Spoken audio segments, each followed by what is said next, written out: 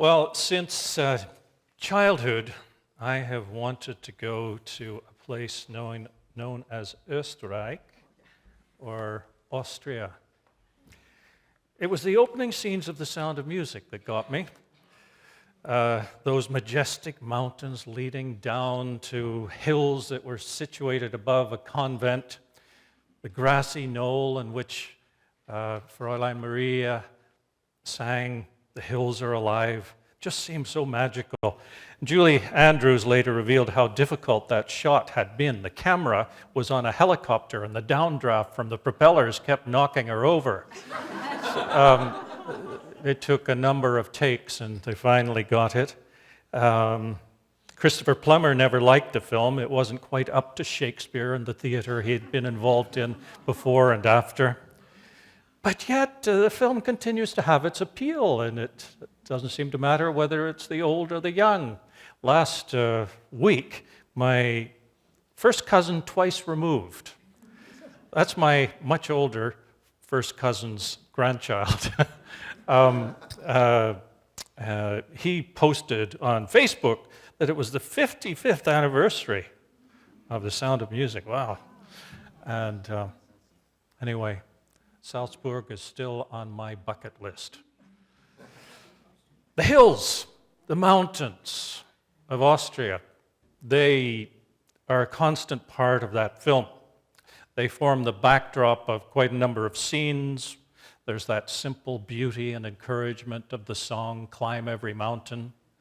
And at the end, you see the Von Trapp family walking over the mountains, escaping the effects of the Anschluss to go into Italy. Well, there's something about mountains and hills.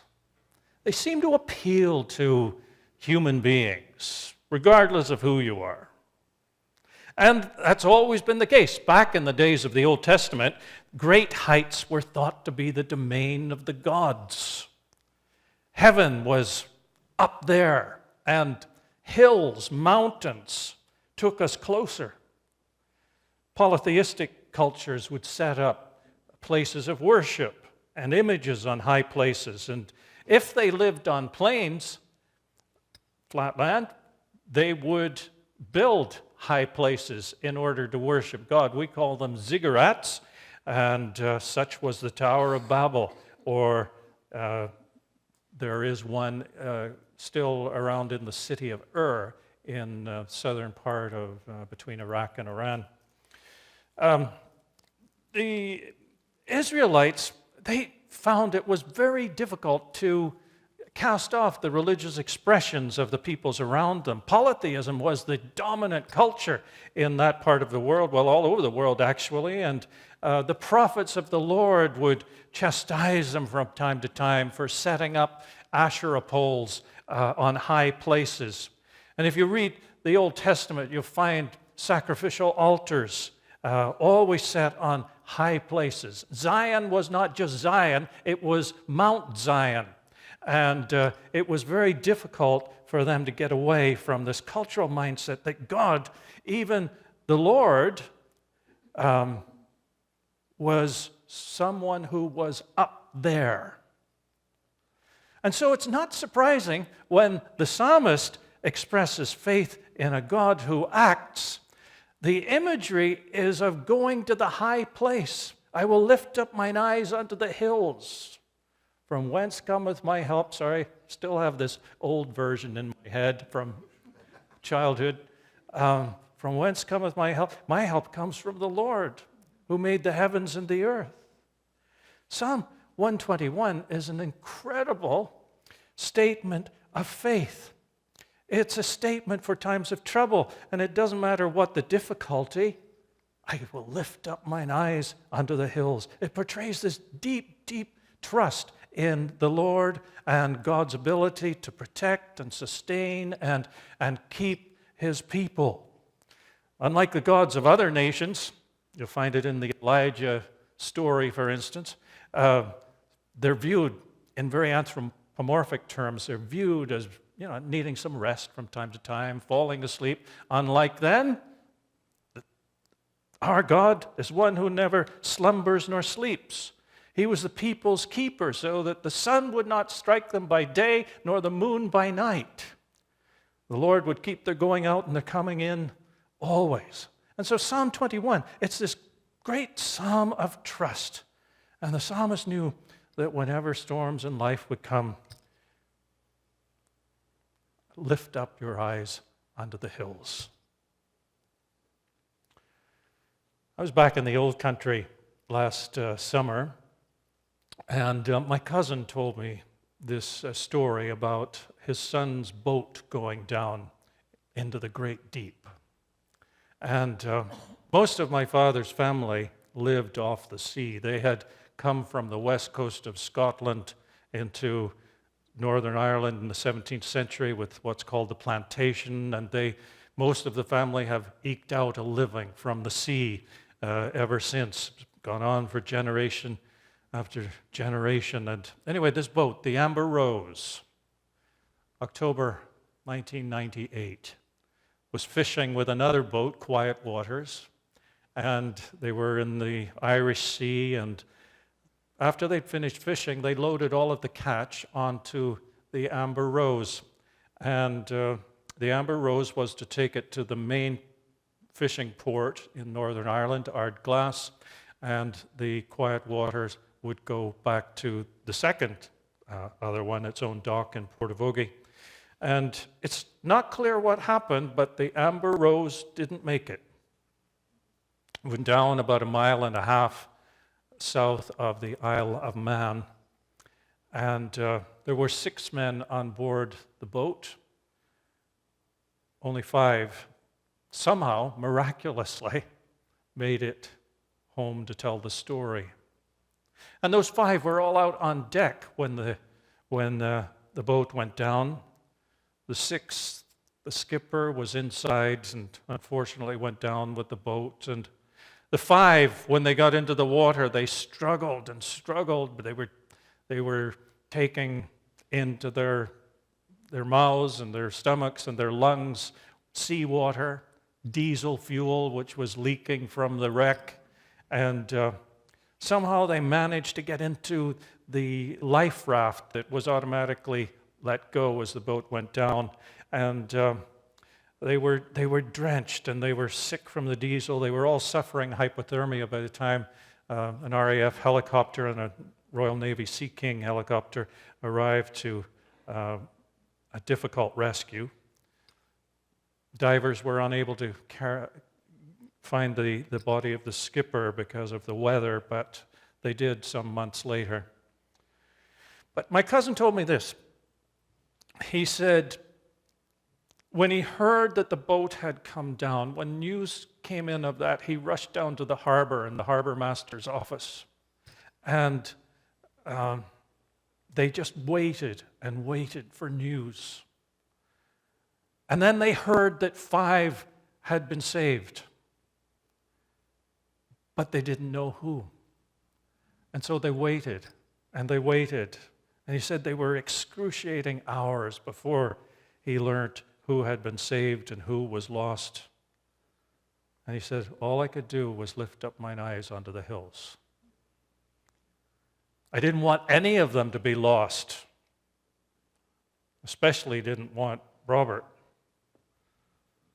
And then in the end, when Robert and the 4 others who survived got home, they told the harrowing story. And Robert actually was there, came along a little later, and he told me that he shouldn't be alive. And he struggles with the death of his friend, the skipper, even now. And he has a tattoo of the Amber Rose and the skipper's face on his arm. He tried to go back to fishing. Went once. He'd never go back. But I think of my cousin's words in that night of waiting for news. I will lift up mine eyes unto the hills. It's all I could do. Well, we have a storm of a different kind coming, it seems. Storm coming from Wuhan in China. And this virus is said to be deadlier than average flus, more lethal than the Spanish flu of 1918, which took some 40 to 50 million people worldwide. World Health Organization is talking about, this week they suggested that 3.4% of people who get it will not make it. And it's affecting older people more than the young, and you've probably heard all this news. But it makes it a great concern for us, and there are some people in the congregation have shared with me how they are concerned about this virus. After the Williams funeral on Wednesday, our mayor came up to me and chatted about the service, and then we went on to talk about the virus, and he said he's been talking to people at other levels of government, and they are preparing, and they feel that it's not a matter of if anymore, it's a matter of when it comes. And he said that the cat's out of the bag, and he talked about the economic consequences that will come to Belleville, because there are some, particularly in the hospitality industry and restaurant industry, that will find it difficult because people won't go out. And he suggested they will have to help these businesses out. And I said to him, well, don't forget about the churches, because it may affect us too. And as a church, of course, we'll be making some plans in the days ahead, and some of you are making your own personal plans. On Thursday afternoon, I went into Shoppers Drug Mart, and within 2 minutes I had run into and this is the one up at the mall too, run into 4 people from Eastminster, all there independently. And before I could make it anywhere, I was told there's no Purell left. And anything sanitary like that is gone, the shelves are bare. And I was also told, don't go looking in any other stores because they're bare as well. We don't want to get ahead of ourselves, though, with this virus or be overly dramatic about it. I think the fact we need to remember is that most people, including most elderly people who get it, make it through. But there are some who won't, and we have to try to limit exposure as much as we can. And thus, as I shared earlier, I think it's a smart thing even to begin now, even though it's not, well, we don't know, but we think it's not affecting our area yet.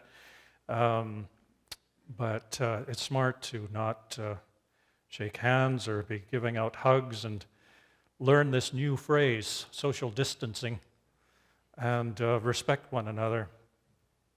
And I also want to say, as a church, if you do are feeling ill or have a sniffle or a cold, you have our permission to stay home. And please stay home. It's not a time to be heroic. And even if you've signed up as a volunteer, stay home. We'll find someone. And I know how much you like committee work.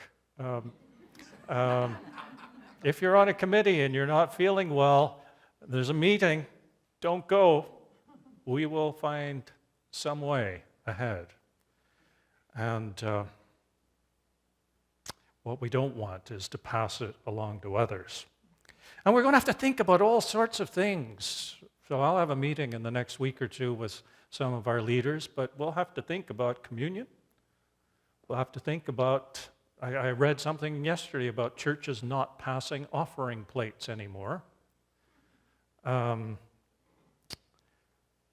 will be guidelines, of course, from the government. I'm expecting that. They may tell us to close down at some point and close down the Open Door Cafe. This morning I read that Italy has now essentially quarantined a large portion of its northern region. 9 million people, that's like the whole GTA and the Golden Horseshoe, put under quarantine, and they're sealing it. They're not allowing people in or out without good reason. And we may have to work around these type of things. Maybe as a church we can do some things online if we're not allowed to meet, and you can tune in to our YouTube channel. which we already have, for a little message or something like that. We can keep in touch with our Connect, which goes out. And if you're not on the Connect, if you're on the computer, you can go to the Eastminster webpage, eastminster.ca. And down at the bottom of that front page, you can indicate that you want to receive the Connect, which is sort of a weekly news letter saying what's going on. And that might be a good way for us to connect. But regardless, this is going to affect us, and we'll want to take every precaution as a church for your well-being and follow government guidelines and that sort of thing. And we'll also maybe have to help one another. We'll have to set up something where maybe someone's in a quarantine situation, not able to get out and need some food, that sort of thing. Maybe some of us can go around and drop off things at the door, maybe not go inside, but what a change all this is. But here's the thing. When the virus arrives, and some of us, perhaps most of us, they say, are going to catch it over the next year, year and a half. And pastors aren't immune either. But when it comes, what then? What do you do? 7 words. Actually, there may be more on that slide, but I have 7 words for you. The psalmist has 7 words for you. Lift up your eyes unto the hills. And that's Old Testament code for look to God. There's no antidote, there's no vaccine for this, but there is God.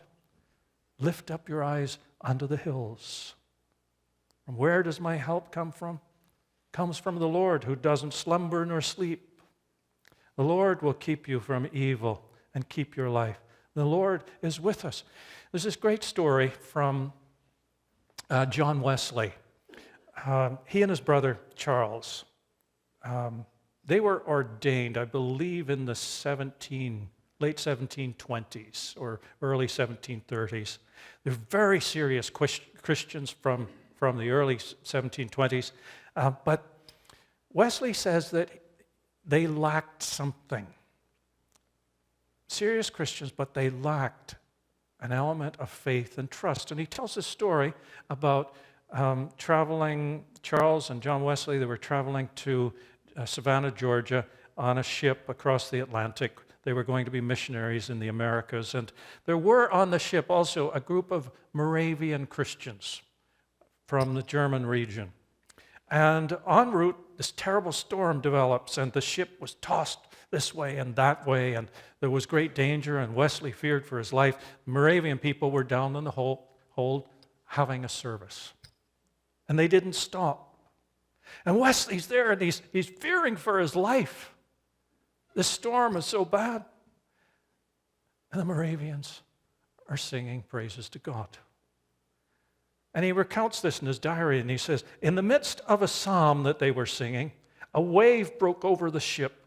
It split the mainsail in pieces, covered the entire ship, poured in between the decks, as if the great deep had already swallowed us up. A terrible screaming began among the English. The Germans, the Moravians, calmly sung on. I asked one of them afterwards, were you not afraid? And he answered, I thank God, no. I asked, but were not your women and children afraid? And he replied mildly, no, our women and children are not afraid to die. The storm was fierce, but it was as nothing in front of the Moravians' faith. And then after reaching Georgia, Wesley, because of what had happened, he went and sought out some spiritual counsel with the bishop of the Moravian church there, a man by the name of Spangenberg. And that experience, he was talking about that experience, and Spangenberg began to push him a little bit about what he believed in and his faith and his trust in God.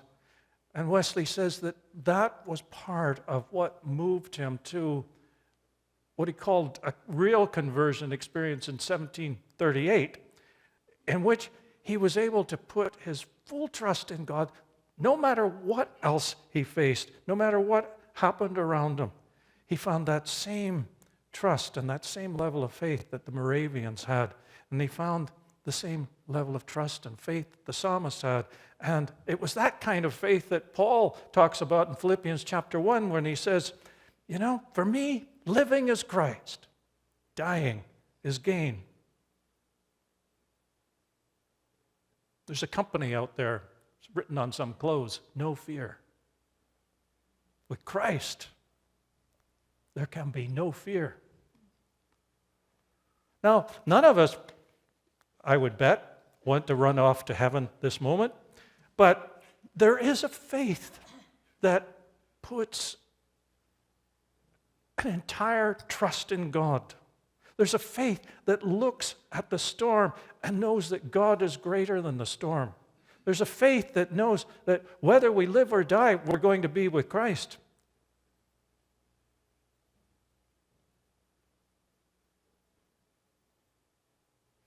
And I trust that you'll seek out that faith.